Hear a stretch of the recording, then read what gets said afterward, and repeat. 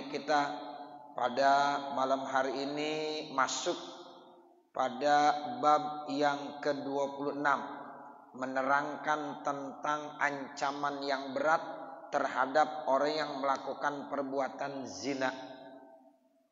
Itu diistilahkan dengan at-tasydid ala zina. Jadi at-tasydid ala zina itu artinya ancaman yang sangat berat bagi orang yang melakukan perbuatan zina. Na'udzubillah min zalik. Mudah-mudahan kita dilindungi oleh Allah dari perbuatan zina. Amin ya rabbal alamin. Waruya, dan diriwayatkan an Rasulillah sallallahu alaihi wasallam, dari Rasulullah sallallahu alaihi wasallam, annahu qala, sesungguhnya Rasulullah bersabda, ihzaruz zina, awas, hati-hati, hindarkanlah, jauhkanlah dari perbuatan zina. Tuh, artinya begitu. Ihzaru az-zina, awas, hati-hati. Ya, tinggalkan jauh-jauh dari perbuatan zina. Makanya dalam Al-Quran Allah bilang wala taqrabuz zina, jangan kamu dekatkan kepada perbuatan zina. Dekat aja enggak boleh, apalagi sampai melakukan perbuatan zina. Itu artinya ancamannya berat. Makanya Allah bilang bukan wala taznu, bukan jangan kamu berzina, enggak begitu Allah bilang. Tapi Allah bilang wala taqrabuz zina, jangan kamu dekati kepada perbuatan zina. Deket aja udah kagak boleh, apalagi berzina. Makanya kata Rasulullah, awas, hati-hati, jangan melakukan perbuatan zina. Kenapa? Ini alasannya. Fa inna fihi sitta khisalin, karena di dalam melakukan perbuatan zina ada 36 sifat yang sangat tidak baik. Salah satu fid dunya, 3-nya nanti akan diberikan di dunia. Wasalah satu fil akhirati, dan 3 lagi akan dikenakan di akhirat. Ada 6 ancaman bagi orang yang melakukan perbuatan zina. 3 macam ancamannya diberikan di dunia, kemudian 3 macamnya lagi diberikan nanti di akhirat. Fa ammal lati fid dunya, adapun ancaman yang Allah berikan orang yang berbuat zina pada saat hidup di dunia, nih, fa innahu yunkisur rizqa, itu yang pertama. Sesungguhnya orang yang berbuat zina rezekinya akan berkurang, seret rezekinya. Jadi salah satu ancaman orang berbuat zina di dunia, rezekinya akan seret. Nggak ada tuh yang rezekinya berkah, nggak ada. Jadi orang kalau berbuat zina rezekinya nggak akan berkah. Makanya itu ya benar-benar hindari dari perbuatan zina. Kalau udah terlanjur berbuat zina, taubat. Ya, jadi salah satu faktor penyebab orang yang rezekinya seret itu zina. Ya, orang kalau berzina udah rezekinya seret. Ya, na'udzubillah min zalik. Yang kedua, wa yuzhibul barakata, Allah akan hilangkan keberkahan dalam hidup dan kehidupannya. Hidupnya udah gak berkah. Ya, itu akan diangkat keberkahan dalam hidup dan kehidupannya. Makanya ini berat juga nih yang kedua. Rezekinya kurang. Ya, yang kedua diangkat, hilang keberkahan. Padahal kita hidup pengen berkah, tapi orang berzina hidupnya nggak berkah. Nah, yang ketiga, wa iza kharajat ruhuhu tahjubu anillahi wa yazkuru ilan nari wazzabaniyah. Apabila nanti ruhnya akan keluar pada saat meninggal dunia, akan terhalang, tertutup dari Allah. Dan dia akan melihat neraka dan malaikat zabaniyah. Ini yang ketiga lebih parah lagi. Jadi orang yang berzina, kalau dia nggak taubat, ya sampai meninggal, itu pada saat meninggal dunianya, dia terhalang tuh. Ada hijab antara dia dengan Allah. Jadi nggak bisa ngelihat Allah. Yang dilihat apaan? Neraka sama malaikat Zabaniyah. Jadi neraka sama malaikat Zabaniyah. Ini kan ya satu ancaman yang sangat ya mengerikan. Satu, rezekinya berkurang. Dua, keberkahannya diangkat. Tiga, apabila ruhnya keluar, tandanya mau meninggal dunia, nanti dia akan terhijab, ya artinya tertutup dari pandangan Allah Subhanahu wa taala, dan yang akan nampak kelihatan sama dia neraka dan malaikat Zabaniyah. Itu malaikat Zabaniyah, Bapak Saudara, itu adalah malaikat yang memang adanya di mana? Di neraka. Temannya siapa? Malaikat Malik. Ya, malaikat Malik mau malaikat Zabaniyah. Nah itu. Ya, kalau malaikat Ridwan itu kan adanya di mana? Di surga. Tapi kalau malaikat Malik, malaikat Zabaniyah itu di neraka. Jadi yang nampak kelihatan neraka. Ya pada saat mau meninggal dunia, ya sama malaikat Zabaniyah, malaikat ya Malik. Nah itu tiga. Wa amallati tusibuhu fil akhirati, adapun ancaman yang ditimpakan kepada orang yang berbuat zina nanti di akhirat. Itu tadi di dunia. Sekarang tiga lagi ancamannya nanti di akhirat. Fayanzurullahu ilai bi ainil ghadabi. Yang pertama, Allah akan melihatnya dengan pandangan murka. Allah ngelihat orang tersebut dengan pandangan murka. Payas wadu wajuhu, sehingga jadi hitam mukanya. Ya karena Allah ngelihat ya dengan pandangan murka, maka orang yang zina itu nanti di hari kiamat mukanya hitam. Kan nanti muka ada yang putih berseri, mengeluarkan cahaya. Itu tanda orang yang baik. Nah ada lagi yang mukanya yaswaddu wajhu, atau disebut dengan ya muswaddah, hitam kelam mukanya. Tuh, ini tanda orang yang kagak baik. Ya salah satu ciri orang yang berzina nanti di hari kiamat, nah itu mukanya hitam kelam karena Allah melihat dengan pandangan murka. Marah Allah ngelihat kepada orang tersebut sehingga mukanya jadi hitam. Wasaniyatu, kemudian ancaman yang kedua, yakunu hisabuhu syadida, adalah hisabnya itu berat sekali. Nanti dia akan dihisab, dimintai pertanggungjawaban di hadapan Allah. Itu berat. Orang ditanya ya sama KPK aja udah Masya Allah. Ya itu ceritanya begitu. Ya 24 jam ditanya sama KPK udah panas dingin. Ya itu baru KPK.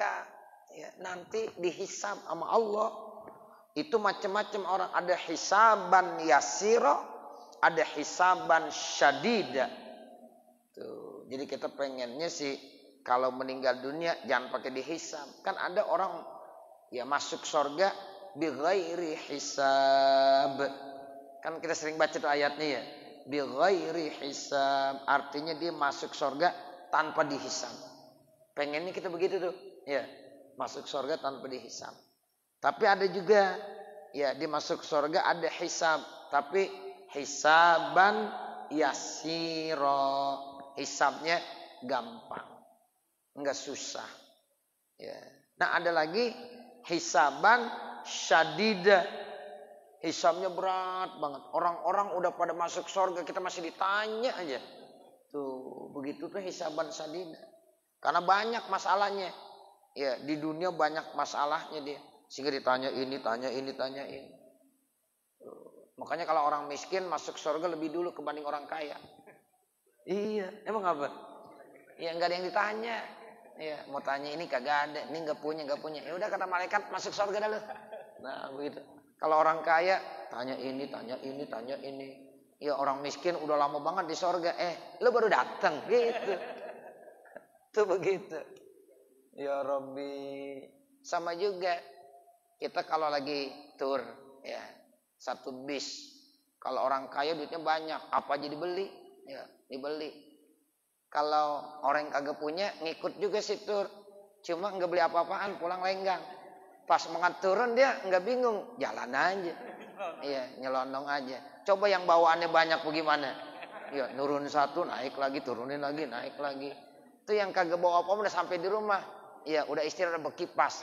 Dia baru sampai. Lu baru sampai. Begitu bandingan. Karena banyak yang ditengtek. Udah begitu ada yang kelupaan lagi.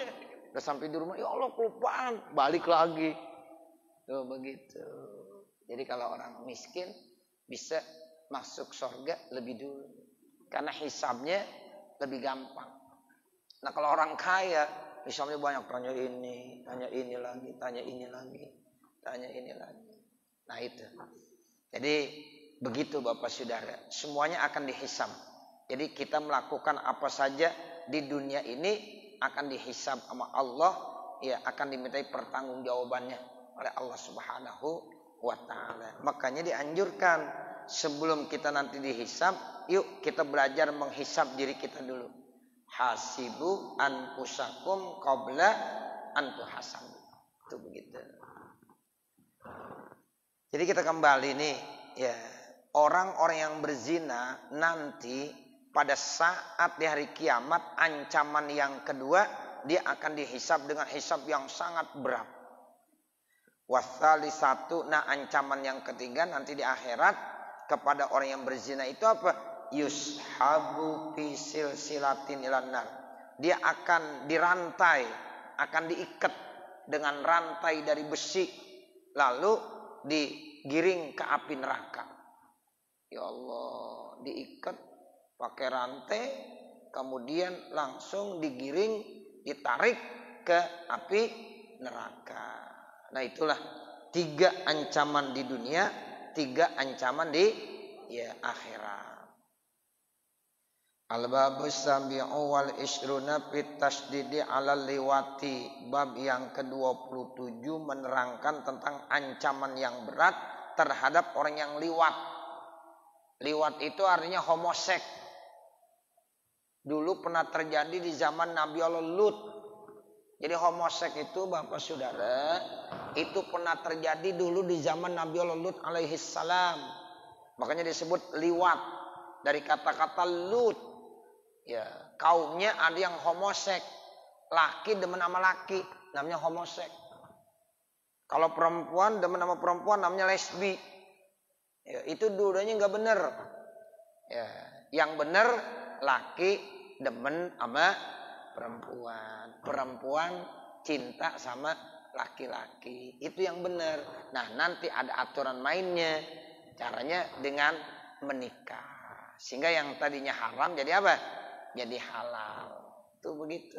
Jadi dengan menikah yang tadinya haram jadi halal. Ngeliatin jenis ya lawan ya kita itu haram hukumnya. Kita laki-laki ngelihat perempuan, kita liatin aja, itu dosa. Tapi kalau udah menikah, udah jadi bini kita liatin, bukan dosa lagi. Jadi apa? Pahala. Tuh. Megang ya tangan perempuan yang bukan bini kita, megang, boleh nggak? Kagak boleh, dosa. Sekarang kalau udah jadi bini kita pegang-pegang tangannya, dapat pahala. Bahkan bisa meruntuhkan dosa-dosa kita. Tuh begitu. Makanya kalau kita pengen dapat pahala gampang caranya. Di rumah elus-elus aja tangan bini kita. Ya. Udah itu aja, dielus-elus aja. Lah udah pahala itu. Udah pahala. Tuh begitu. Nah ini ya, jadi liwat itu artinya homoseks. Pernah terjadi di zaman Nabi Allah Lut alaihi salam. Ancamannya berat. Qala alaihi salam, Rasulullah SAW bersabda, sab'atun la'anahumullahu ta'ala. Ada 7 kelompok manusia yang akan dilaknat sama Allah. Wala yanzuru ilaihim yaumal qiyamati, dan Allah tidak akan memandangnya dengan pandangan rahmat dan kasih sayang nanti di hari kiamat. Wala yuzakkihim, dan Allah tidak akan yuzakkihim artinya tidak bisa menerima dengan kebersihan buat mereka. Ya, Allah tidak akan mengampuni dosanya. Walahum adzabun alim. Nah, bagi mereka nanti akan mendapatkan azab yang sangat pedih. Wa yuqalu lahum, dan dikatakan kepada mereka, udkhulun nar ma'ad dakhilin. Masuklah ke dalam api neraka bersama-sama mereka yang masuk. Awwaluhum. Nah, siapa yang 7 macam itu yang akan dilaknat oleh Allah, mereka tidak akan mendapatkan kasih sayang dan ampunan Allah, mereka akan mendapatkan azab yang sangat pedih. Ya, itu yang pertama katanya al-fa'ilu wal maf'ulu bihi fi amali qaumil lutin. Tuh. Jadi yang pertama dari mereka al-fa'il wal maf'ul bih, subjek dan objek. Ya, pada amal perbuatan kaum Nabi Lut. Jadi yang menjadi subjek atau yang menjadi objek itu sama aja. Laki sama laki melakukan hubungan. Ya, liwat namanya homoseks dia. Itu baik yang subjeknya maupun yang objeknya sama-sama. Itu namanya fa'il dengan maf'ul. Sama-sama diancam sama Allah Subhanahu wa taala. Itu makanya kita ya dianjurkan ya dari kecil tuh jangan suka dengan jenis kelamin yang sama. Ya, dari kecil tuh udah diajarin. Ya, itu nggak boleh. Takutnya nanti terus sampai besar dia kagak suka sama jenis lawan kelaminnya. Ya, nanti yang sejenis dia akan cinta. Nah, ini bahaya. Jadi al-fa'il wal maf'ul bih itu subjek maupun objek di dalam perbuatan ya kaum Nabi Lut. Nah, itu sama. Ya, mereka semuanya akan diancam dan akan dimasukkan ke dalam api neraka. Ini di zaman sekarang udah mulai banyak, Bapak Saudara. Di luar negeri apalagi, di Eropa apalagi. Itu mereka udah ada undang-undangnya, laki-laki boleh menikah dengan laki-laki karena itu namanya hak azazi manusia katanya. Nah, kalau diberlakukan nanti ada undang-undangnya di Indonesia, repot. Bisa nanti ya kalau udah ada undang-undangnya jadi legal. Ya, itu seperti itu. Makanya nggak mustahil nanti kalau menikah Edi dan Yanto, ya bisa begitu. Oh, bahaya ini. Ya, biasanya kan Yanti sama Edi, ini Yanto sama Edi. Ya, bahaya nggak kira-kira? Bahaya. Di Belanda begitu kan, ya, di Eropa begitu. Ya, jadi orang laki ya itu hidup serumah dengan orang laki sejenis seperti suami istri. Nah, ini namanya udah apa nih namanya? Udah homoseks. Perempuan sama perempuan demen. Ya, jadi perempuan demennya sama perempuan. Ya, ini bahaya juga. Nah, ini termasuk apa? Al-fa'il wal maf'ul. Nah, itu sama-sama di neraka semuanya. Nauzubillah min zalik. Wa nakihul mar'ati fi duburiha. Kemudian yang kedua, orang yang menikah perempuan di dalam duburnya, artinya melakukan hubungan ya walaupun dia istrinya tapi melalui duburnya. Enggak boleh. Seorang suami punya istri kan mestinya dia kalau melakukan hubungan melalui apa? Ya, melalui kubul, kemaluan depan. Ini melalui dubur, kemaluan belakang. Dalam Islam enggak boleh. Haram hukumnya. Ya kagak aja orang depan ada di belakang. Ya. Ini namanya laki-laki kagak bener ini. Ya, kata Allah udah dikasih yang lebih enak. Dari belakang dimaunya. Ya, itu nggak bener itu. Hukumnya haram. Haram. Dan dalam masalah-masalah begini kalau agama saya menjelaskan bukan jorok, bukan. Emang apa adanya. Nggak boleh. Ya, itu. Jadi jangan bilang Ustaz ngomong begitu banget dah. Bukan masalah begitu, emang hadisnya ini. Ya, kita lagi bahas hadisnya begitu. Jadi kalau ada seorang suami melakukan hubungan sama istrinya tapi melalui jalan belakang, haram, enggak boleh. Ya, begitu. Harus melalui jalan depan. Kan dalam ilmu fikih ada kubul, ada apa? Dubur.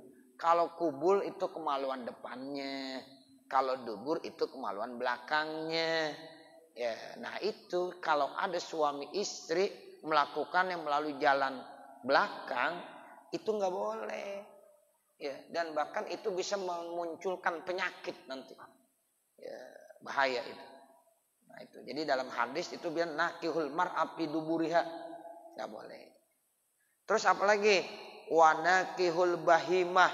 Orang yang menikahi binatang. Masa sama binatang dikerjain juga. Nah ini kan bahaya ini.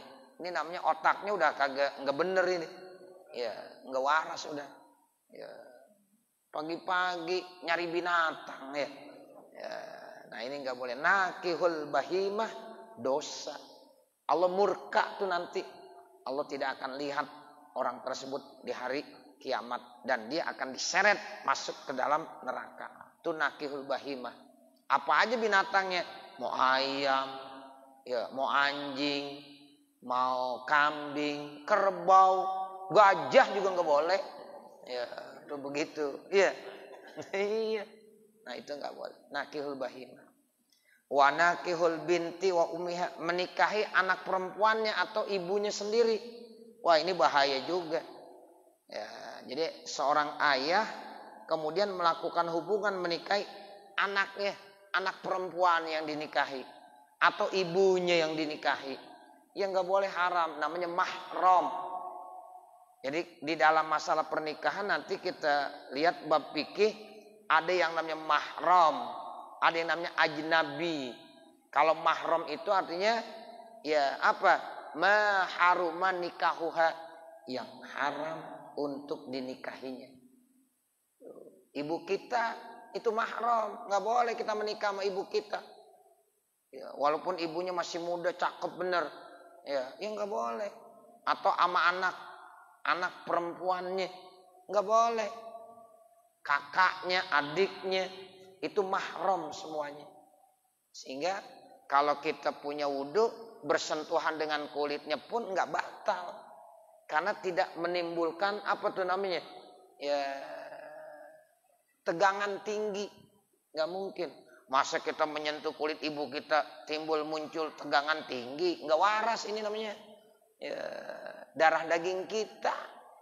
Nah kalau sama orang lain bisa tuh munculkan birahi. Nah, apalagi yang masih muda-muda. Ya itu kadang-kadang bisa begitu. Jangankan ya tersentuh. Baru ngelihat aja langsung tegangan tinggi. Nah itu bisa aja. Karena masih muda pantas.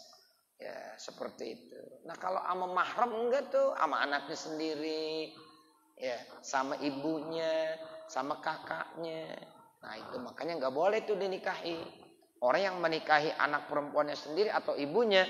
Itu nanti akan dimasukkan ke dalam neraka. Ya sebab ya itu darah dagingnya. Wazani bimruati jarihi. Kemudian yang selanjutnya orang yang berzina dengan perempuan tetangganya. Tuh. Kita berzina sama orang perempuan lain aja udah kagak boleh. Apalagi sama tetangganya. Ya Allah, sama tetangganya sendiri dia melakukan perbuatan zina. Ya, ini lebih berat dosanya. Kalau sama perempuan yang lain dosa Ustaz. Ya dosa. Berat, ya berat. Tapi sekarang sama perempuan tetangganya lebih berat lagi. Nah, seperti itu. Nah, kemudian apalagi wanakihu kafihi, orang yang menikah dengan tangannya. Jadi artinya dia menikah dengan tangannya sendiri. Kalau istilahnya onani, ya dia melakukan onani di kamar mandi pakai sabun doang. Ya, ini nggak boleh, haram. Nakihu kafihi itu nggak boleh, haram hukumnya.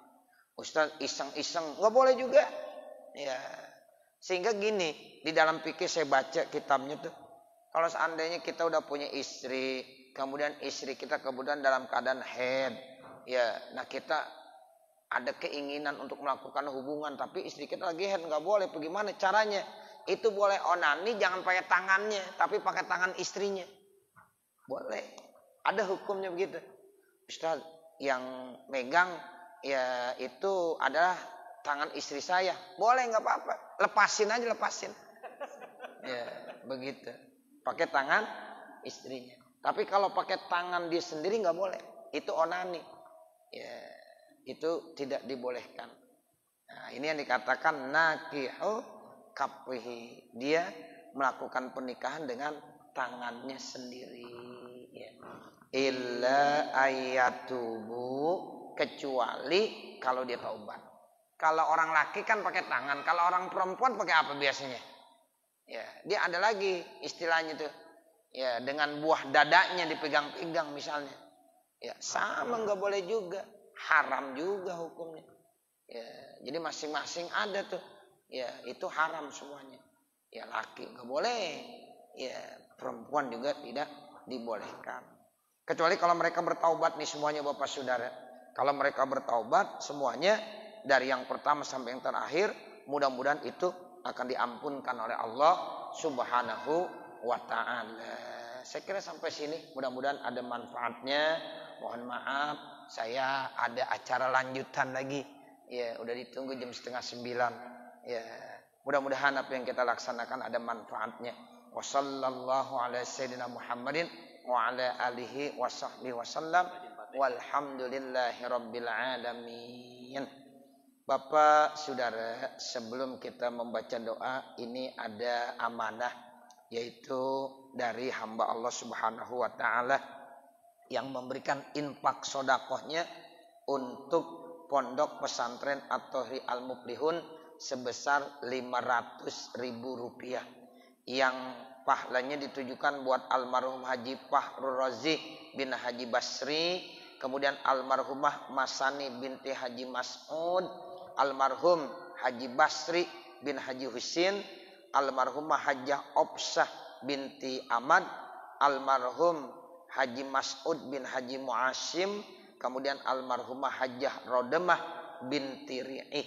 Mudah-mudahan almarhumah itu senantiasa diberikan rahmat, maghfirah dan ampunan Allah Subhanahu wa taala. Mudah-mudahan kuburnya dijadikan raudhah min riyadil jannah, dan kita doakan semoga yang memberikan infak sedekah ini senantiasa diberikan kesehatan, diberikan keberkahan di dalam hidup dan kehidupannya, dan mudah-mudahan akan diganti rezekinya dengan rezeki yang lebih banyak dan lebih berkah lagi. Al-Fatihah. A'udzubillahi minasyaitonirrajim. Bismillahirrahmanirrahim.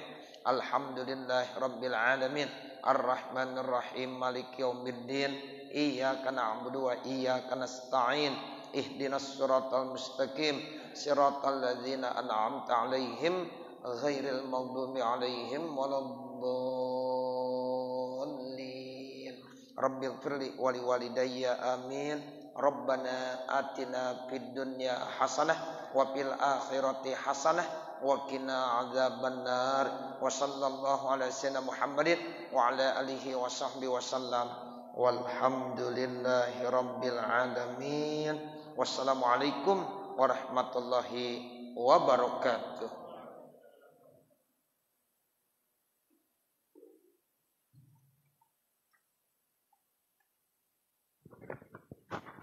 Assalamualaikum warahmatullahi wabarakatuh.